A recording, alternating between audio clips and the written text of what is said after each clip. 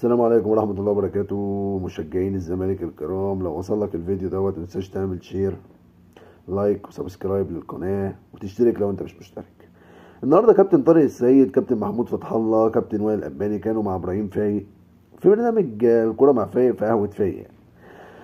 المهم ان هم قالوا كلام خطير جدا جدا جدا جدا. الا طارق السيد، طارق السيد تحس ان هو عايز يطلع مظلوميه. طب والله احنا العقد رعايه. الا وائل الاباني. انا هتكلم النهارده عن وائل الاباني فقط. وائل الاباني الوحيد الزملكاوي اللي مقتنع ان نادي الزمالك عنده مشكله. الزمالك عنده مشكله الا وهي ان الاداره مش لاقيه حلول.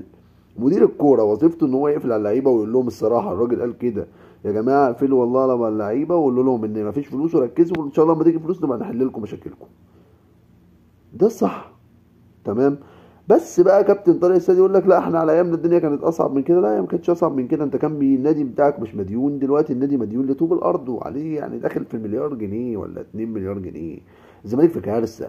الزمالك في كارثه لانه عنده 10 محترفين بيقبضوا بالدولار. واحد يقول لي لا هم خمسه. لا هم 10 محترفين، خمسه تحت السن، ثلاثه تحت السن، خمسه فوق السن، واثنين فلسطينيين. عندك 10 يا بيه.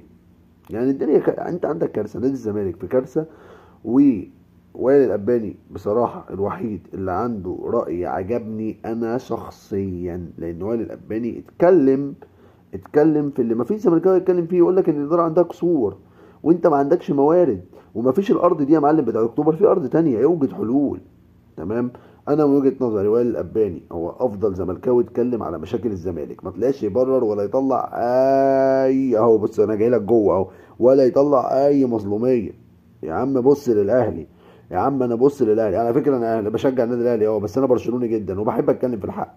بص للاهلي. الاهلي داخل في 8، داخل دلوقتي على يعني ميزانيه 8 مليار. عارف يعني ايه 8 مليار؟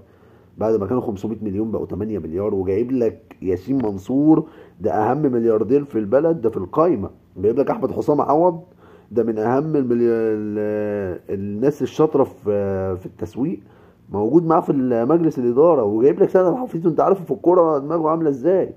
فان شاء الله نادي الزمالك يرجع لعصره، لان انا كاهلاوي اتمنى ان الزمالك هو اللي ينافسني. لان الزمالك لو ما نافسنيش انا ماليش طعم في الكوره. التحفيل ما بينه وما بين صاحب الزمالكاوي وحشني قوي. الزمالك في حاله لا يرثى لها. وان شاء الله يرجعوا افضل من مكان. ووصلت لاخر الفيديو حبيبي، شير لايك سبسكرايب واشتراك. انا محتاج الدعم ولا ادعم اخوك.